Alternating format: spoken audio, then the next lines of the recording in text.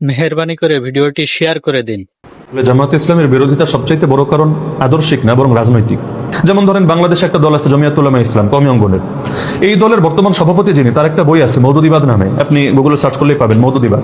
এখানে মাওলানা মওদুদির নামে 38টা অভিযোগ আনা হয়েছে, সূচির মধ্যেই দেওয়া আছে সবগুলো 38টা। মজার ব্যাপার হলো 38টা অভিযোগের 38টাই মিথ্যা। একটা দুইটা সত্য হলে তো মনে সান্ত্বনা লাগতো যে মাশাআল্লাহ অন্তত আংশিক তো সত্য আছে, বাকিটা ভুল। 38টাই মিথ্যা। তো যিনি লিখলেন যেন তেন ব্যক্তি না, এত বড় একটা কওমি অঙ্গনের গুরুত্বপূর্ণ একটা সংগঠনের সভাপতি এবং বড় একজন শাইখুল হাদিস এবং দেশের উল্লেখযোগ্য একজন আলেম। তো যার কারণে আমার কাছে মনে হয় যে এখন কওমি ভাইদের যে বিরোধিতা, যারা বিরোধিতা করে, এমনকি যারা গালিগালাজও করে, আমার কাছে মনে হয় যে তারা ইখলাসের সঙ্গেই করে, গালিটাও ইখলাসের সঙ্গেই দেয়, বিরোধিতাও ইখলাসের সঙ্গেই করে। তবে পার্থক্য হলো ওই যে এতকাল পর্যন্ত তাদেরকে যা কিছু শোনানো হয়েছে আর বড় একটা অংশই ভুল বটে, কিন্তু তারা এটা বিশ্বাস করতে পারে না যে অমুক ব্যক্তিও ভুল বলবে, সেও তার নামে মিথ্যা প্রচার করবে, এটা তারা কল্পনা করতে পারে না। আমরা ছোটবেলায় শুনে এসেছি জাকির নায়ক ইহুদিদের দালাল, খ্রিস্টানদের দালাল, কাফেরদের থেকে টাকা খায়, টাকা খাওয়া হলো ওদের পক্ষে করে ইসলামে ফাটল সৃষ্টি করে।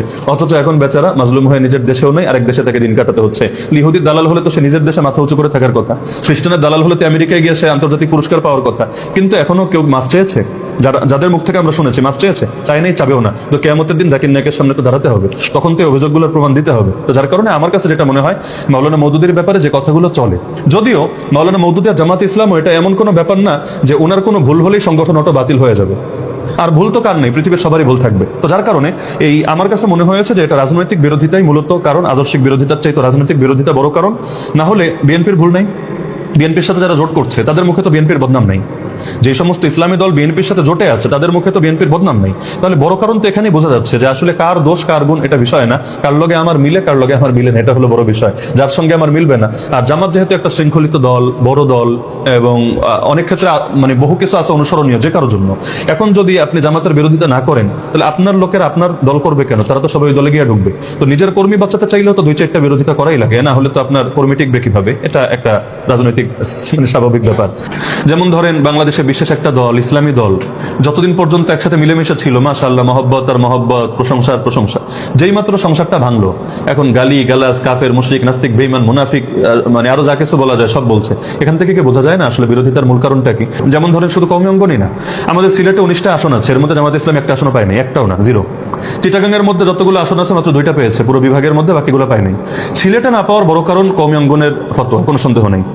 এটা দ্বিধাহীন ভাবেই বলা যায়, একমাত্র কারণ না, তবে বড় একটা কারণ। এখানে কওমি এবং ফুলতলি সহ আরো কিছু অঙ্গন, তাদের একটা ঘোর বিরোধিতা। আর চিটাগাংয়ে বড় কারণ কওমি না, বরং সুন্নি যারা আছে, এটা চিটাগাংয়ের ভাইরা ভালো বুঝবে, আচ্ছা, ওনাদের অবস্থানটা। তো যার কারণে জামাতের সাথে এই যে বিরোধগুলো, যেমন ধরেন আমি নিজেও ছোটবেলা থেকে জামাতের ব্যাপারে যা কিছু শুনে এসেছি, এগুলো যদি অনেক কিছু এখন আমি বলি, আপনি নিজে আসমান থেকে পড়বেন, কিভাবে সম্ভব? এগুলো মানুষ প্রচার করে, এগুলো মানুষ বলে। তো আশা করি ধীরে ধীরে এগুলো স্পষ্ট হবে। আমিও যেটা চাচ্ছি, আমি যে একটা বইও হয়তো ঘোষণা দেখেছেন সৈয়দ আবুল আলা মওদুদির কলমে, জামাত ইসলামের আকীদা। আমার চাওয়া ছিল যেটা, যে মাওলানা মওদুদি তিনি তো যা লিখেছেন ছড়ানো ছিটানো, এই বইয়ে কিছু, ওই বইয়ে কিছু, ওই বইয়ে কিছু, তো সব আকীদা এক জায়গায় না জমা করে দেখাই দিই। এতে সুবিধা কি? বন্ধুরও সুবিধা, শত্রুরও সুবিধা।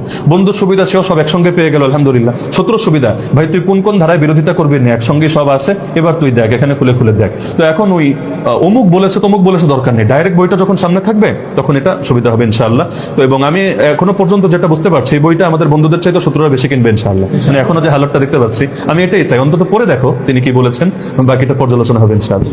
আমরা যে যে সেক্টরে আছি, আমাদের অনেক সময় একটা ভুল ধারণা হয়। আমরা নিজেরাও যখন ছোট ছিলাম, বিভিন্ন ওয়াজ মাহফিল শুনতাম, একটা ভুল ধারণা হতো যে ইলম শেখা বলতে আমরা যা বুঝি, অর্থাৎ কোরআনের জ্ঞান শেখা, হাদিসের জ্ঞান শেখা, এগুলোই মনে হয় ইসলামে শুধু ফরজ, আর বাকি যা কিছু আছে সব মনে হয় দুনিয়াদারি। এরকম একটা কনসেপ্ট আমরাও যখন ছোটবেলায় বিভিন্ন লেকচার শুনতাম, এরকম মনে হতো। কিন্তু পরবর্তীতে দেখলাম না, এটা আসলে ভুল ধারণা। বরঞ্চ ইলমের একটা পর্যায়ে তো এমন, যেটা সকলের জন্য ফরজে আইন, অর্থাৎ যতটুকু না হলে একজন মানুষ পূর্ণাঙ্গ ইমানের উপরে আসতে পারে না, ইসলামের উপরে আসতে পারে না, এটা তো প্রতিটা ব্যক্তির জন্যই ফরজে আইন। কিন্তু এর বাইরে উচ্চতর যে জ্ঞানগুলো আছে, সেটা হাদিস শাস্ত্রেই হোক, ফিক শাস্ত্রেই হোক, অথবা তাফসীর শাস্ত্রেই হোক, এগুলো সাধারণভাবে ফরজে কিফায়া। অর্থাৎ এমন কিছু মানুষ যদি থাকে যারা এটা শিখেছে এবং তারা উম্মতের প্রয়োজন পূরণ করতে পারে, আলহামদুলিল্লাহ, যথেষ্ট। এর কারণে আর বাকিরাও যদি না শেখে, তারা কোনো পাপী হবে না এবং আল্লাহর কাছে দায়বদ্ধ থাকবে না। তো যেমনি ভাবে হাদিসের জ্ঞান, আকীদার জ্ঞান, তাফসীরের জ্ঞান, এগুলোর উচ্চতর জ্ঞানটা ফরজে কিফায়া। একইভাবে যেই সমস্ত বিষয়ের সঙ্গে মুসলমানদের দুনিয়ারও গুরুত্বপূর্ণ সম্পর্ক, এরকম প্রতিটা সেক্টরের ইলম ফরজে কিফায়া। এক ফতোয়া শামীর নাম তো আমরা সকলে শুনেছি। করেছি, ইমাম ইবনে আবিদিন শামী রাহমাতুল্লাহ আলাইহি রচিত, যার মৃত্যু 1252 হিজরিতে। প্রসিদ্ধ বই, যদিও মূল নাম হলো হাসিয়াতু ইবনে আবিদিন বা রাদ্দুল মুখতার, কিন্তু বাংলাদেশে সবাই ফতোয়া শামী নামে চেনে বইটাকে।